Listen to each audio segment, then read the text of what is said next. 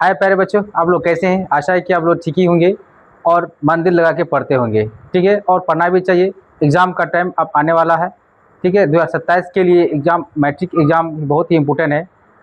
आइए हम सबसे इम्पोर्टेंट चीज़ लेके आए हैं। आज फिर ये तीसरा क्लास है मेरा, ज्योग्राफी का, क्लास 10th चैप्टर 2, जिसका चैप्टर का नाम है कृषि। इस चैप्टर का नाम क्या है? कृषि। इस कृषि चैप्टर को हम बारी बारी से समझेंगे कि कृषि हमारे लिए बहुत ही इम्पोर्टेंट है, और इस कृषि के बारे में पढ़ेंगे कि कृषि के माध्यम से हम आप तक पहुंचाएंगे कि कृषि जो कितने तरह का होता है। ठीक है, और भारत में जो कि कौन कौन सी राज्य में कौन सी कृषि की जाती है, तथा इसमें जो है कि कृषि के कई प्रकार के बारे में जानेंगे। जैसे गेहूं हो गया, चावल हो गया, कपास हो गया, कॉफ़ी हो गया, चाय हो गया, इन सभी खाद्य फसल के बारे में हम जानेंगे। ठीक है, तो आइए हम पढ़ते हैं कि कृषि क्या होता है और कृषि के बारे में हम जानेंगे क्या होता है। ठीक है,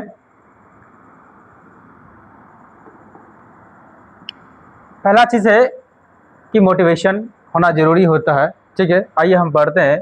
ना थके हैं पैर कभी, ना हिम्मत हारी है। ना थके हैं पैर कभी, ना हिम्मत हारी है हौसला ज़िंदगी में कुछ कर दिखाने का, इसलिए सफ़र अभी जारी है। प्यारे बच्चों, ये शेर जो है कि बहुत ही खास करके लाइफ स्टडी के लाइफ में बहुत ही ज़रूरी है, इसलिए जो है कि इसको लाया है। ठीक है, आइए आप पढ़ते हैं कि क्या है। गेहूं के उत्पादन के भौगोलिक दशाओं को लिखिए, है ना। मतलब कहने का अर्थ, हम गेहूं के बारे में चर्चा करेंगे कि गेहूं की भौगोलिक दशा क्या होती है और ये किस राज्य में जो है कि इसकी फसल उगाई जाती है, और हमारा देश भारत कितने स्थान पर, विश्व पे कितने नंबर पर, है ना, गेहूं का उत्पादन करते हैं। इन सभी के बारे में हम जानेंगे, और ये भी जानेंगे कि गेहूं का उत्पादन में सबसे ज़्यादा उत्पादन करने वाला कौन सा देश है। ठीक है, इन सभी को जानेंगे और इसका चर्चा भी करेंगे। आइए आप पढ़ते हैं कि गेहूं भारत का दूसरा प्रमुख खाद्य फसल है। दूसरा, है ना, प्रमुख खाद्य फसल है। खाद्य फसल है, खाद्य फसल है। ठीक है, जो रबी फसल का उत्पादन है, इसलिए, है ना, या इसकी बुआई अक्टूबर से नवंबर में होती है। कब से होती है? अक्टूबर से नवंबर में के महीने में की जाती है, और मार्च अप्रैल में, है ना, काट दी जाती है, यानी कटाई की जाती है। कटाई की जाती है क्योंकि गेहूं के उत्पादन में अग्रणी देश चीन है। कौन है? चीन है। और दूसरा स्थान पर भारत है। दूसरा स्थान पर क्या है? भारत है।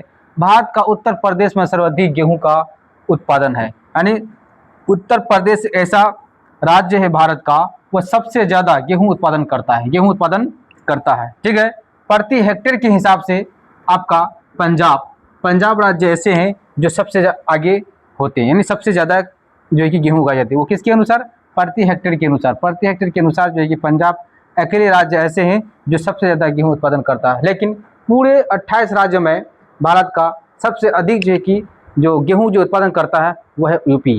वो क्या है? यूपी है, उत्तर प्रदेश है। इस सभी जो क्वेश्चन है वो सबसे इम्पोर्टेंट क्वेश्चन है ना। ये मैट्रिक बोर्ड के लिए खास करके बहुत ही ज़रूरी है। इसको जो है कि आप इस वीडियो को देख करके कि इसको नोट बना सकते हैं। इसका ऑब्जेक्टिव भी आप बना सकते हैं इसी से, कि आप इस तरह से बना सकते हैं कि जैसे कि भारत जो है कि गेहूं के उत्पादन के माध्यम या अनुसार, समझे, कितने स्थान पर, यानी कितने स्थान पर जो है कि भारत जो है कि गेहूं उत्पादन करता है, तो आपका दूसरा स्थान हो जाएगा। कितना स्थान हो जाएगा? दूसरा स्थान हो जाएगा। उसी तरह पूरे विश्व में गेहूं उत्पादन करने वाला पहला देश कौन सा हो जाएगा? आपका चीन हो जाएगा। कौन सा हो जाएगा? चीन होगा। और जबकि भारत क्या है? दूसरा स्थान पर है। ठीक है, ये दूसरा स्थान पर है। तीसरा ऑब्जेक्टिव बनेगा, भारत का वह कौन सा राज्य है जहाँ सबसे ज़्यादा गेहूं उत्पादन करते हैं, यानी उत्पादन करते हैं, वह हो जाएगा आपका उत्तर प्रदेश। क्या हो जाएगा? उत्तर प्रदेश, यानी यूपी हो जाएंगे। उसके बाद ऑब्जेक्टिव में पूछेगा सबसे ज़्यादा जो है कि हेक्टेयर के अनुसार, प्रति हेक्टेयर के अनुसार वह कौन सा राज्य है जो सबसे ज़्यादा गेहूं उत्पादन करते हैं, वह आपका हो जाएगा पंजाब। कौन हो जाएगा बाबू? पंजाब राज्य। पंजाब राज्य। इस माध्यम से आप जो है कि कई ऑब्जेक्टिव बना सकते हैं। तो ऑब्जेक्टिव जो बनाते हैं बोर्ड, तो कहाँ से बनाते हैं? यहीं इसी बनाते हैं। इसको जो है कि आप सब्जेक्टिव के माध्यम से भी पढ़ना है और ऑब्जेक्टिव माध्यम से भी बनाना है। ठीक है, इस वीडियो को जो है कि ज़रूर शेयर करें, और जो बच्चे नहीं पढ़ पाते हैं कहीं जा करके ट्यूशन वगैरह सब, तो अपने घर पर रह करके वो आसानी से ना समझ सकते हैं और वो पढ़ सकते हैं और वो अपना अच्छा नंबर अंक प्राप्त कर सकते हैं। आइए हम नेक्स्ट पॉइंट पढ़ते हैं कि क्या होता है। इसका भौगोलिक दशाएं के बारे में पढ़ेंगे कि ये कितने डिग्री सेल्सियस चाहिए बारिश, कितने डिग्री जो है कि टेम्परेचर चाहिए, कितना पानी चाहिए, इन सभी के बारे में हम जानेंगे। ठीक है, यह है आपका पहला नंबर पे कि ये ऐसा है ना, ये है बोते समय। क्या ये बोते समय 10 डिग्री से लेकर 15 डिग्री तापमान होने चाहिए, 15 डिग्री तापमान होने चाहिए। दूसरा में है वर्षा की मात्रा 50 सेंटीमीटर से 75 सेंटीमीटर होनी चाहिए, इससे ज़्यादा नहीं। अगर इससे ज़्यादा हो जाएगा, मान लीजिए अगर 100 सेंटीमीटर अगर बारिश हो जाएगी, समझे, वर्षा अगर हो जाएगी, तो ये फसल यहाँ के लिए नहीं होगा। वर्षा अगर होगी तो ये फसल नहीं होगा, ये फसल है ना नहीं होगा। ठीक है, नहीं होगा। तीसरा पॉइंट में मिट्टी जलोढ़ या दोमट मिट्टी होना चाहिए। तो गेहूं की खेती करने के लिए कैसा मिट्टी होना चाहिए, जलोढ़ वाली और या फिर दोमट वाली होना चाहिए। चौथा में है आपका 100 सेंटीमीटर से अधिक वर्षा या वार्षिक वर्षा वाले क्षेत्र में है ना इसकी खेती नहीं की जा सकती, जो आपको ऊपर बताए। ठीक है, पांचवा में है ना ये तैयार फसल का रंग सुनहरा यानी पीला रंग हो जाता है। आप समझ जाते हैं जब गेहूं पकने लगता है यानी पक जाता है तो वो पीला रंग हो जाता है। धान में भी क्या है, जब वो पक जाता है तो वो पीला बन जाता है। मकई भी क्या है, जब वो पकने के बाद क्या होता है, पीला हो जाता है। जब वो पीला हो जाता है तो किसान समझ जाता है इसका टाइम हो गया काटने की, इसलिए किसान क्या करते हैं, उसको काट कर घर लेके आते हैं। क्या बच्चों, ये वीडियो कैसा लगा ना, इस पॉइंट को अच्छा से जो है कि याद कर लीजिएगा। लेकिन अब जब भी अगर क्वेश्चन पूछेगा आपके बिहार बोर्ड, जब भी अगर पूछ लेगा कि गेहूं के उत्पादन के भौगोलिक है ना दशाओं को लिखिए, तो आपको ये भी आंसर लिखना है और भौगोलिक दशाओं को भी लिखना है, दशाओं को भी क्या करना है, लिखना है। ठीक है, इसको जरूर लिखना है, क्योंकि आप इस पॉइंट जब दीजिएगा तो कॉपी चेक करने वाले हैं ना, वो आपको दे करके जो है कि नंबर जरूर देंगे। तो इसको जो है कि जरूर लिखना, भौगोलिक दशाओं के बारे में जरूर लिखना। आइए आप पढ़ते हैं दूसरा क्वेश्चन क्या है। दूसरा है आपका गेहूं के प्रकार। गेहूं के प्रकार, ये गेहूं का प्रकार है। एक्चुअली में ये क्या है, गेहूं के प्रकार है। गेहूं का क्या है ना, गेहूं के क्या है, प्रकार है। गेहूं के प्रकार है।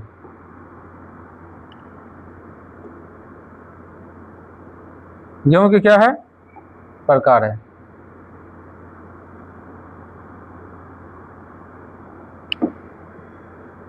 ना। ये क्या है, गेहूं के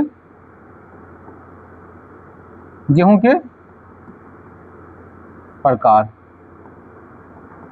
है ना। इसके 6 प्रकार है। इसके कितने प्रकार है, इसके 6 प्रकार है, जो अलग अलग यानी जो अलग अलग कार्य करते हैं, जो क्या है अलग अलग के लिए है। जैसे मान लीजिए सख्त लाल वाला यानी शीतकालीन के जो गेहूं होते हैं वह ब्रेड बनाने के लिए होता है। किसके लिए होता है, ब्रेड बनाने के लिए होता है। दूसरा है सख्त लाल है ना वसंतकालीन जो होते हैं है ना, वह होते हैं आपका ये बनाने के लिए यानी चपाती बनाने के लिए। ठीक है, दूसरा है नरम लाल शीतकालीन गेहूं जो होते हैं वह बिस्किट वगैरह सब बनाने के लिए किया जाता है। ठीक है, ये तीसरा पॉइंट हो गया। चौथा में है नरम सफ़ेद, ये जो कि केक बनाने के लिए किया जाता है, केक बनाने में इसका उपयोग किया जाता है। और सख्त सफ़ेद वाला में नूडल्स जिसको बोलते हैं, पिज्ज़ा वगैरह सब ये बनाने के लिए किया जाता है। और उसके बाद क्या है ड्यूरम गेहूँ, ये जो है कि आपका ये जो है क्या बोलते हैं इसको, कुरकुरे वगैरह सब आदि बनाने में इसका उपयोग किया जाता है। तो कुल विश्व में, पूरे विश्व में लगभग 6 प्रकार का गेहूँ पाई जाती है। पूरे विश्व में कितना पाई जाती है, पूरे विश्व में है ना, पूरे विश्व में 6 प्रकार का, पूरे विश्व में 6 प्रकार का, 6 प्रकार का गेहूँ पाई जाती है, जो इस प्रकार है। क्या है, जो इस प्रकार है। 6 जो प्रकार है, इन सभी प्रकारों के अलग अलग कार्य है, जो इस प्रकार दिया हुआ चित्र के माध्यम से समझ जाइएगा आप लोग। ठीक है, आइए अब नेक्स्ट पॉइंट पढ़ते हैं कि क्या होता है। ये है गेहूँ, ये है गेहूँ।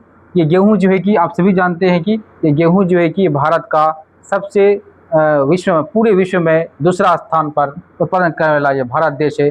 जो पूरे विश्व में दूसरा स्थान पर उत्पन्न करने वाला यह देश है। ठीक है,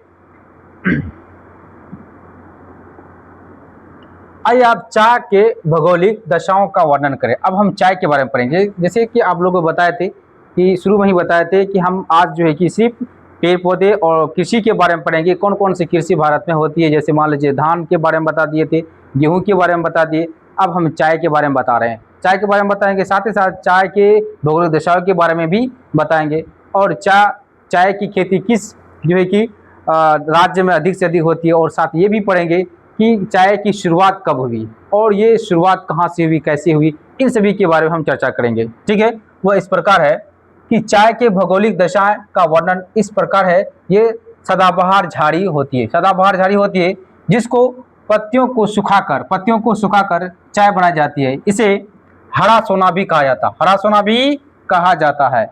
इसमें थीन नामक, कौन सा बाबू, ये थीन नामक जो है कि एक पदार्थ पाई जाती है, थीन नामक एक पदार्थ पाई जाती है ना। और इसको पीने से, यानी इसको पीने से वो कैसा बन जाता है, हल्की और ताजगी बन महसूस होने लगता है। समझे, कौन सा नमक, चाय के पत्ते में थीन नामक एक पदार्थ पाई जाती है, वह पीने से हल्की ताजगी महसूस होती है। यह भारत की एक महत्वपूर्ण फसल है। इस फसल के उत्पादन में भारत विश्व के दूसरे स्थान पर तथा खपत में ये विश्व का सबसे बड़ा देश है। सबसे बड़ा देश है मतलब कहने का अर्थ हुआ हमारे देश में जो है कि चाय का सेवन अधिक होता है, जिसकी वजह से यहाँ खपत अधिक से अधिक होती है। इसका कहने का यही अर्थ हुआ। ठीक है, यह रोपण कृषि है। ये क्या है, रोपण कृषि, बोया नहीं जाता, ये क्या है, रोपने वाला कृषि है, अंतर्गत आता है। इसके अंतर्गत आता है, यानी रोपण कृषि के अंतर्गत आते हैं।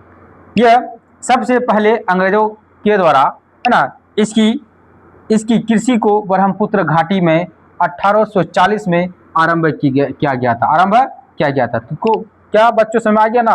तो अंग्रेजों ने सबसे पहले कौन सा घाटी में, ब्रह्मपुत्र घाटी में इसकी शुरुआत की गई थी। कब शुरू की थी, 1840 में किया गया था।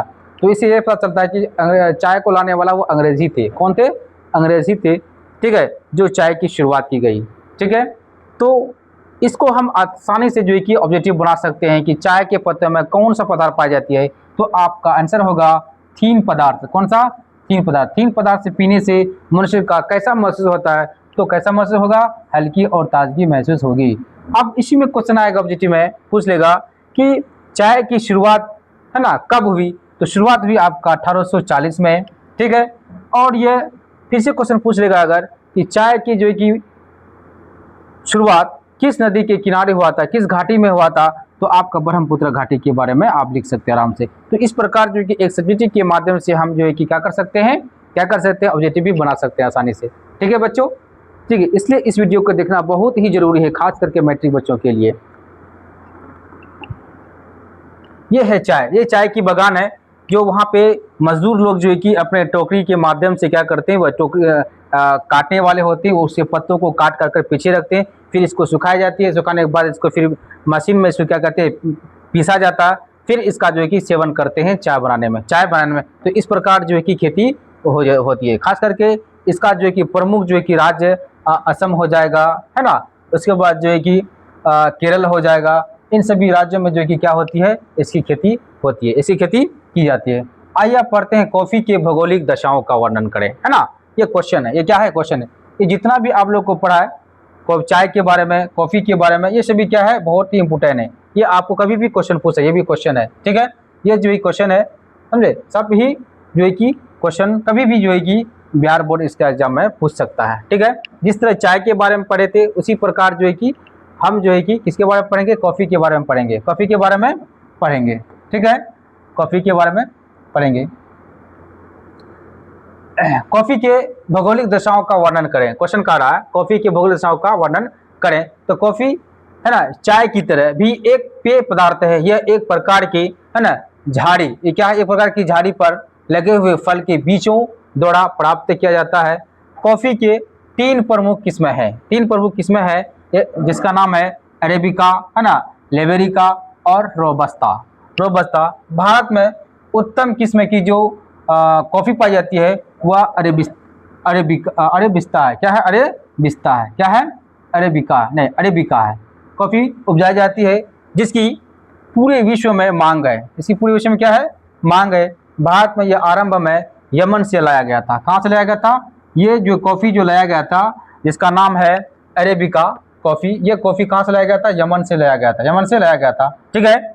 और बाबा बुदन की पहाड़ी पर लगाया गया था। सबसे पहले कौन सा पहाड़ पर लगाया गया था? बाबा बुदन पहाड़ी पर लगाया गया था, ठीक है। इसके फल को है ना एकत्रित करने एवं बीज को है ना भूने पीस कर यानी कॉफ़ी पाउडर बनाने में काफ़ी मानव श्रम की आवश्यकता पड़ती है। यानी इसका जो प्रोसेस है, जो इसका पाउडर बनाने का जो प्रोसेस है, उसमें जो है कि काफ़ी क्या लगते हैं? श्रम लगते हैं, यानी मजदूर लगते हैं। क्या लगते हैं? मजदूर लगते हैं। तो इस प्रकार जो है कि क्या हुआ? कॉफ़ी का हमारे देश में शुरुआत हुई। तो हमारे देश में जो कॉफ़ी पाई जाती है वह इस प्रकार की है जिसका नाम है अरेबिका कॉफ़ी, ठीक है। और ये कॉफ़ी लाई गई थी कहाँ से? यमन से। और इस कॉफ़ी का डिमांड जो ये पूरे विश्व में बहुत ज़्यादा है। क्या है? बहुत ज़्यादा है। खास करके अरेबिका की कॉफ़ी जो उगाई जाती है खास करके वह बाबा है ना बुदन की पहाड़ी में इस पौधे को लगाकर उगाई जाती है, ठीक है। तो इसको हम ऑब्जेक्टिव भी बना सकते हैं कि ये बना सकते हैं कि कॉफ़ी के कितने प्रकार है, प्रमुख कितने किस्म है या प्रकार बोल सकते हैं आपको। तो 3 प्रकार है। कौन का है? अरेबिका है ना, और है लेबेरिका और रोबस्ता। इस 3 प्रकार की कॉफ़ी पाई जाती है, ठीक है। उसके बाद अगर कहेगा कि भारत में कौन सा कॉफ़ी का जो है कि सेवन सबसे ज़्यादा उत्पादन होता है, तो आप बोलिएगा आंसर अरेबिका। कौन सा? अरेबिका, ठीक है। अरेबिका जो है कि कॉफ़ी कहाँ से लाया गया था? तो यमन से लाया गया था। कहाँ से लाया गया था? यमन से लाया गया था। इस प्रकार जो है कि आप ऑब्जेक्टिव बना सकते हैं क्वेश्चन। इसके साथ साथ क्या सब्जेक्टिव भी है और ऑब्जेक्टिव भी बना सकते हैं। नेक्स्ट क्वेश्चन क्या है, आगे देखते हैं। नेक्स्ट ये है, नेक्स्ट क्या है कि ये आपका है कॉफ़ी का पौधे है और उसको तोड़कर इस प्रकार बनाई जाती है और इसको क्या करते हैं? पीस कर जो है कि है ना चाय बनाई या कॉफ़ी बनाने में इसका इस्तेमाल किया जाता है। तो बच्चों ये पेड़ है, किसका पेड़ है? कॉफ़ी का पेड़ है। किसका पेड़ है? ये कॉफ़ी का पेड़ है, ठीक है।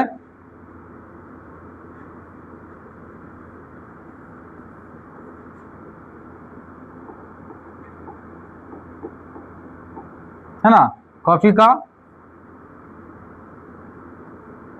पेड़ है, प्लांट है।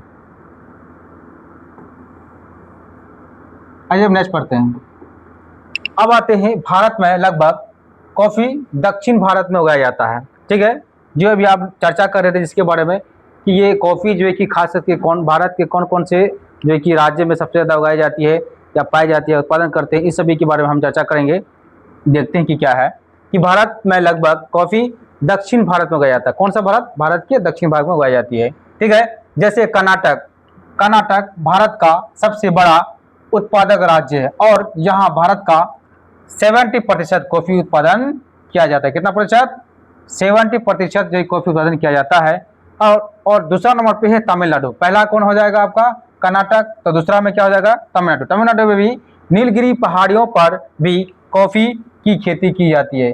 पूर्वोत्तर भारत में है ना त्रिपुरा प्रमुख उत्पादक है। यानी अगर दक्षिण भारत में अगर कर्नाटक और जो है कि तमिलनाडु में होता है, तो उसी तरह पूर्वी भारत में त्रिपुरा एक ऐसा राज्य है जहां पर इसकी खेती की जाती है और वह खेती का नाम क्या है? कॉफ़ी। क्या प्यारे बच्चों, ये कैसा लगा वीडियो आपको? है ना, अच्छा लगा तो इस वीडियो को जो कि जरूर शेयर करें और मेरा चैनल द स्टडी प्लेस को जरूर सब्सक्राइब करें, ठीक है। उसके बाद दाल के बारे में पढ़ेंगे हम, ठीक है। हम शुरू किए थे कहाँ से? इससे पहले वीडियो में लेकर आए थे फसल के बारे में बताए थे, फसल कैसे होता है और हमारा देश में सबसे ज़्यादा कौन सा फसल उगाई जाती है। और उसके बाद फिर हम चावल के बारे में पढ़े और चावल जो है कि भारत के कौन से राज्य में सबसे अधिक उगाई जाती है उसके बारे में चर्चा किए थे। उसके बाद फिर सेकंड वीडियो में लेके आए थे गेहूँ के बारे में कि गेहूँ जो कितने जो है कि कहाँ पर सबसे ज़्यादा उगाई जाती है और ये भारत कितने विश्व में कितने स्थान पर जो कि गेहूँ का उत्पादन करने वाला राज्य है। तो इसी प्रकार हम फिर पहले आप कॉफ़ी के बारे में बताए, फिर चाय के बारे में बताए। अब हम आ गए किसके बारे में बताने के लिए? है ना, दाल के बारे में। किसके बारे में? दाल के बारे में, जिसको बोलते हैं क्या? दाल्स को बारे में, यानी जिसको बोलते हैं पल्सेस। आइए आप समझते हैं। भारत देश दाल के उत्पादन में है ना और विश्व में सबसे आगे है। सबसे क्या है? आगे है। जैसे कि इस दाल का नाम है उड़द, मूंग, मसूर, मटर, है ना, और चना। ये भारत की प्रमुख दाल फसल है। भारत की प्रमुख दाल फसल है और दालों का उत्पादन बढ़ाने के लिए राष्ट्रीय दाल है ना विकास अधिनियम 1986-87 में शुरू किया गया था। तो ये कैसा लगा बच्चों? मतलब कहने का अर्थ हुआ कि दाल के उत्पादन के भौगोलिक जो दशाओं हैं है ना, जो इस प्रकार है। तो भारत दाल के उत्पादन में सबसे ज़्यादा है। क्या है? पूरे विश्व में सबसे ज़्यादा जो दाल का उत्पादन करते हैं वो भारत अकेले करते हैं। ठीक है, वो कौन कौन दाल उत्पादन करते हैं? वह उड़द हो जाए, मूंग हो जाए, मसूर हो जाएगा, मटर और चना। इसके अलावा भी बहुत सी दालें जो कि यहाँ पर उगाई जाती है। तो इस दाल को बढ़ोतरी करने के लिए है ना एक नियम बनाया गया, यानी उत्पादन को बढ़ाने के लिए नियम बनाया गया। इसका नाम है, क्या रखा हुआ है ना, राष्ट्रीय दाल विकास अधिनियम 1986-87 में शुरू किया गया था। 1986-87 में शुरू किया। अब हम दाल के बारे में पढ़ेंगे कि दाल में कितना जो है कि प्रोटीन पाई जाती है, क्योंकि दाल में सब जानते हैं कि दाल में जो है कि सबसे ज़्यादा प्रोटीन पाई जाती है, चाहे वो कोई भी दाल हो, समझे। तो वह सब में जो है कि प्रोटीन पाई जाती है। लेकिन उस दालों में एक दाल है जिसका नाम है मूंग, उसमें सबसे ज़्यादा क्या पाई जाती है? प्रोटीन पाई जाती है, प्रोटीन पाई जाती है ना। तो फिर हम जानेंगे कि मध्य प्रदेश में सर्वाधिक दालें है ना उगाई जाती है, दालें उगाई जाती है। इसलिए इस है ना दालों का कटोरा कहा जाता है, इसे दालों का कटोरा कहा जाता है। यानी मध्य प्रदेश को क्या कहा जाता है? दालों का कटोरा कहा जाता है। दालों का प्रचुर मात्रा में प्रोटीन पाया जाता है। क्या पाई जाती है? प्रोटीन पाया। जो अभी आप लोग को बताए, दाल में क्या पाई जाती है? प्रोटीन पाई जाती है। खास करके मूंग दाल में सबसे ज़्यादा प्रोटीन पाई जाती है। ठीक है, तो बच्चों इसका ऑब्जेक्टिव बनाइए आप लोग कि सबसे ज़्यादा उत्पादन करने वाला दाल में कौन राज्य है भारत का? तो आपका हो जाएगा कौन सा? मध्य प्रदेश। इसलिए मध्य प्रदेश को दाल का कटोरा कहा जाता है, क्योंकि वहाँ पे दाल का उत्पादन ज़्यादा होते हैं, इसलिए उसे क्या करते हैं? दाल का कटोरा कहते हैं। तो दाल का कटोरा कैसे कहेंगे? किसे कहेंगे बाबू? मध्य प्रदेश को कहेंगे। अब हम दालों के प्रमुख भौगोलिक दशाएं के बारे में भी जान लेंगे कि दाल के कितने पानी चाहिए, कितना डिग्री सेल्सियस चाहिए, इन सभी के बारे में हम जानेंगे। नंबर 1 में है तापमान, इसको कितना चाहिए? 15 से लेकर के 20 डिग्री चाहिए। कितना डिग्री चाहिए? तापमान कितना चाहिए बाबू? 15 से लेकर 20 डिग्री सेल्सियस चाहिए या होनी चाहिए। ठीक है, तो इसके बाद नंबर 2 में वर्षा की मात्रा 40 से 50 सेंटीमीटर, 40 से 50 सेंटीमीटर, 40 से 50 सेंटीमीटर होनी चाहिए। ठीक है, नंबर 3 में दोमट मिट्टी होनी चाहिए। इसमें कैसा मिट्टी होना चाहिए? दोमट मिट्टी होना चाहिए। दाल उत्पादन के लिए कैसा मिट्टी होना चाहिए? दोमट मिट्टी होना चाहिए। ठीक है, तो क्या बच्चों ये वीडियो कैसा लगा आपको? ठीक है, अच्छा लगा तो जरूर कमेंट करें और शेयर करें इस वीडियो को। अब ये दालें के प्रकार, ये क्या है? दालों का प्रकार है, जो चित्र के माध्यम से आप आसानी से जो कि देख सकते हैं और समझ सकते हैं कि दाल के कितने प्रकार के होते हैं। ये मसूर दाल हो गया, या साबुत दाल, मसूर दाल हो गया, चना दाल हो गया, ये चना हो गया है ना, छोले हो गया है ना, भुना हुआ चना हो गया, हरे चना होंगे, अरहर होंगे, समझे। उसके बाद लाल राजमा जिसको बोलते हैं, ये काला राजमा हो गया, ये मूंग हो गया है ना, ये मूंग दाल हो गया। तो इस प्रकार जो कि हमारे देश में दालों का उत्पादन किया जाता है। ठीक है, इस चित्र के माध्यम से आप अपने नोट में लिख सकते हैं और बना सकते हैं। आइए आप पढ़ते हैं गन्ना के उत्पादन में भौगोलिक दशाओं के बारे में पढ़ेंगे। तो हम चावल से शुरू किए और लास्ट से कहाँ तक आ गए? गन्ना तक आ गए। तो हम इस जो है कि गन्ने के बारे में भी जानेंगे कि गन्ना ये बांस की प्रजाति का एक पौधा है। बांस की प्रजाति का एक पौधा है। कौन सी प्रजाति? बांस की जाति। आप सभी जानते हैं जैसे बांस होता है उसी तरह गन्ने भी उसी तरह होते हैं। ठीक है, लेकिन इसमें क्या पाई जाती है? मीठा पाई जाती है। क्या पाई जाती है? मीठा पाई जाती है। और इससे गुड़ तथा चीनी तैयार किया जाता है। गुड़ तथा चीनी तैयार किया जाता है। ठीक है, और भारत जो है कि गन्ना जन्मभूमि कहा जाता है। भारत को क्या कहा जाता है? क्या कहा जाता है बाबू? भारत को है ना गन्ना का जन्मभूमि कहा जाता है। यह एक उष्ण एवं उपोष्ण कटिबंधीय फसल है। इसको कितना डिग्री सेल्सियस चाहिए? 21 डिग्री से 27 डिग्री तापमान और 75 सेंटीमीटर से लेकर के 1 सेंटीमीटर वार्षिक वर्षा वाले क्षेत्र में इसकी खेती की जाती है। किंतु इस फसल उगाने के लिए दोमट मिट्टी का होना जरूरी है। दोमट मिट्टी का होना जरूरी है। ठीक है, अगर दोमट मिट्टी नहीं होगा तो ये फसल नहीं होगा, ये फसल नहीं होगा। क्योंकि अगर ये सैलाब भी आ जाएगा तो इसको कोई फर्क पड़ने वाला नहीं है, क्योंकि 100 सेंटीमीटर जो कि वार्षिक वर्षा वाले क्षेत्र में आसानी से ये की जाती है। तो बच्चों है ना, इसको हम जो है कि आसानी से आसान भाषा में लिखती है और इसको ऑब्जेक्टिव भी बना सकते हैं। इसको ऑब्जेक्टिव बना सकते हैं। कैसे बनाइएगा कि गन्ने को कितना डिग्री तापमान चाहिए? तो आपका हो जाएगा 21 से लेकर 27 डिग्री तापमान। कितना हो जाएगा? 21 से लेकर 27 डिग्री तापमान। इसको बारिश कितना चाहिए, तो 75 सेंटीमीटर से लेकर के 1 सेंटीमीटर वार्षिक वाला वर्षा होना चाहिए, इससे कोई फर्क पड़ने वाला नहीं है। और इसको कौन सा मिट्टी चाहिए, तो दोमट मिट्टी चाहिए। कौन सा मिट्टी चाहिए बाबू, दोमट मिट्टी चाहिए। और इसमें ये खास बात ये है, अगर ये पौधा, अगर ये फसल एक ही खेत में अगर उगाई जाती है तो उसका उर्वरता शक्ति जो है ना वो खत्म कर देता है। उर्वरता शक्ति क्या होता है, खत्म कर देता है, नष्ट हो जाता है, नष्ट हो जाते हैं, नष्ट हो जाता है, हो जाता है।